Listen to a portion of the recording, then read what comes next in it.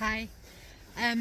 So I got an email this week from my publishers of the Wild and Wellbeing Card Deck with one member of their staff asking me, telling me really that they find it really difficult to connect with nature during the winter, where there are fewer flowers and trees. And they asked if I would share a exercise that would help them feel more connected with nature at this time of year. And so there is an exercise in the card deck that is really good at this time of year. In fact, it's maybe trickier at other times of the year. And that's called See the Wood for the Trees. And it's in the card deck. And the first step of this is to find a tree. So to find a tree, ideally with bare branches, which is why it's good at this time of year, usually. So a tree that has bare branches that draws your eye. So it might be one that is kind of twisted and turned, maybe one that's even cut down and has regrown again. Noticing a tree that really catches your eye. And I guess part of this, the reason why we're doing this is that when the leaves fall from the trees, we're able to see the branches and the bark, and within that, the journey that the tree has been on, the journey of growth that the tree has had. And so, for example, there might be a tree that kind of grows up and then suddenly does this. Maybe it's had to grow around a wall or a fence, or maybe it's kind of had a branch cut and then there's kind of like an end, but then there's another shoot that comes out of here. So the tree's had to adapt. It's had to had a journey, had a life, has a story to tell. And so choose a tree would be the first step. The second step would be to kind of just sit and look at the tree for a little while. So spend some time with it. Notice the twists and turns of the branches of the trunk of the tree. Notice what is on the tree, what grows on the tree, and maybe even that has a story as well that's part of the tree's story. Notice if the tree has any visitors. So I was sitting here looking at a tree just now, and a robin visited the tree. So this is the tree that I'm choosing to draw and to write a story about today. It's not a massive tree, but it drew my eye.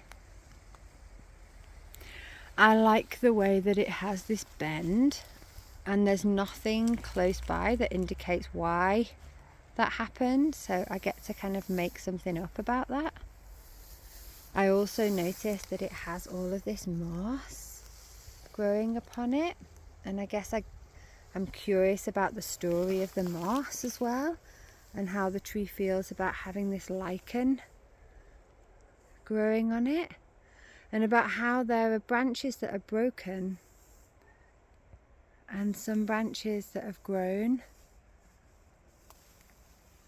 and about how even the branches have patches of lichen, and how it feels about the lichen.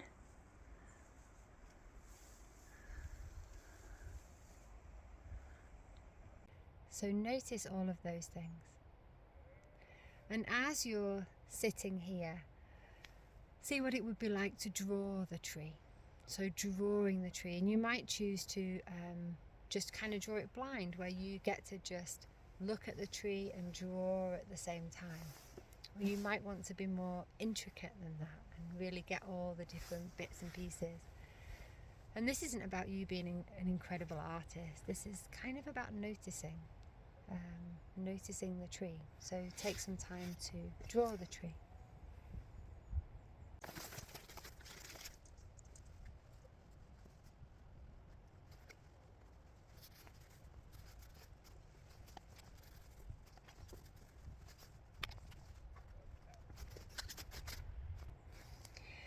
And then the next step would be to imagine what the story of the tree is. And you could write this, or you could just think of it as you're looking at the tree and as you're looking at your drawing.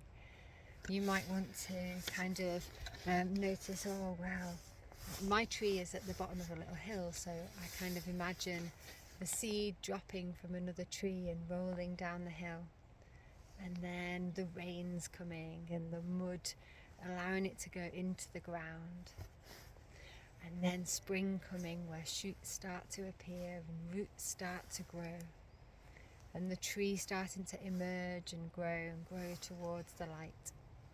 And then over years, branches that start to come, and maybe a branch comes out but meets a wall and so has to turn and go this way. And you might want to think of a whole story for your tree.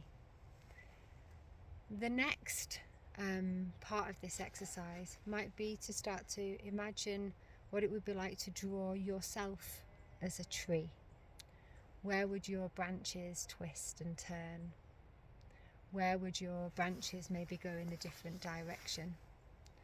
Would some branches wheedle out and some branches flourish in a different way?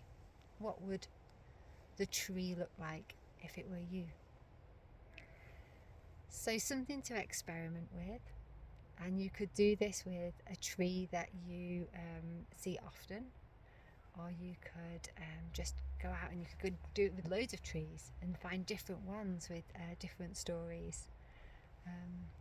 It could be something that you do in just a couple of minutes. You could just skip out the drawing and all of that and just sit with a tree for a moment and just imagine the story. Let your creative juices of storytelling flow. And just sit and wonder for a few minutes about the story of the tree, about the life and journey of that tree.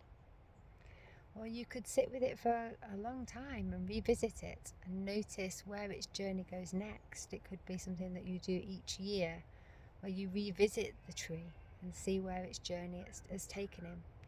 And maybe even compare the drawings that you make to see the different journeys of that tree. I'd love to see your drawings, by the way, of the trees if you do this exercise. So you could share them with me on Instagram or on Facebook, or you could send me an email. Okay, take care.